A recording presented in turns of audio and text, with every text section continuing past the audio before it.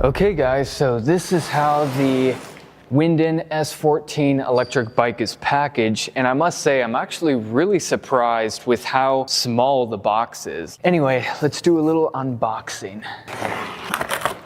There it is. This electric bike majorly compacts down to a small size. They definitely did a good job protecting the bike in the packaging. Forget the blade. Where is the kickstand? There it is. Come on, like that. They give you a little toolkit. S14 electric bike manual, 2 amp charger. Oh yes, bike pedals stuck on there.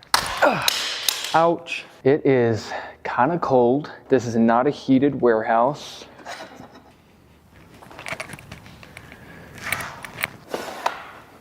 All right, that is the unboxing of the S14 electric bike.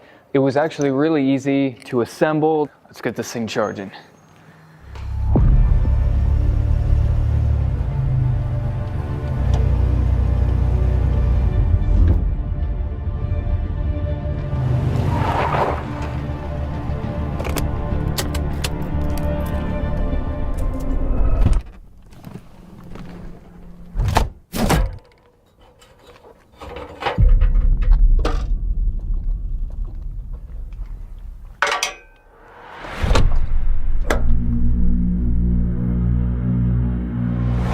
I still cannot get over how small this electric bike is. It's crazy. Like how small it compacts down to. Anyway.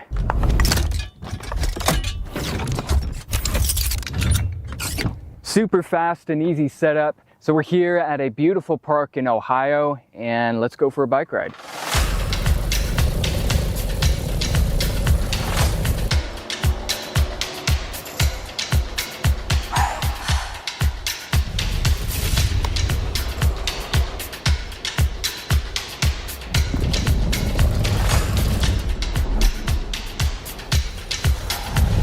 The disc brakes work very well. One feature I really like with electric rides like this that they include is a horn. Let's say you encounter a vehicle or some kind of dangerous situation where you just need to warn someone. I think that's very nice. So far it has recorded a 3.1 mile trip. We just dropped down to 2 bars. Now I've taken this off-road a little bit in the grass to set up a camera or something like that, so that probably takes a little bit more toll on the battery. Overall, I'd say the riding experience is very smooth, and it helps with the dual shock absorbers. You have a middle shock and front shocks. I feel like that the light is a little weak.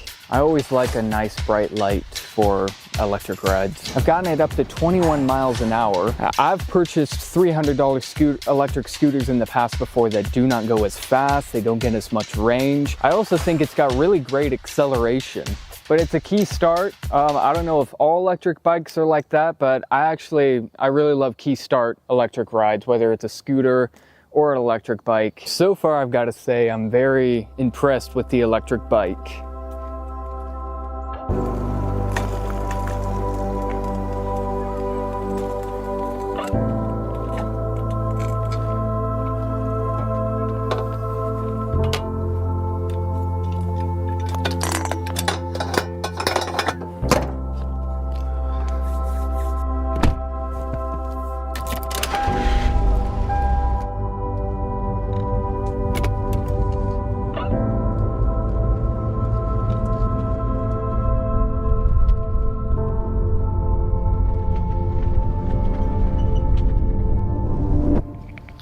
First, I want to mention a few things that you don't get with this price tag. Number one being that this bike has no gears. One other thing that isn't necessarily a problem since this bike is geared for being a city street bike is that it's a little bumpy off-road.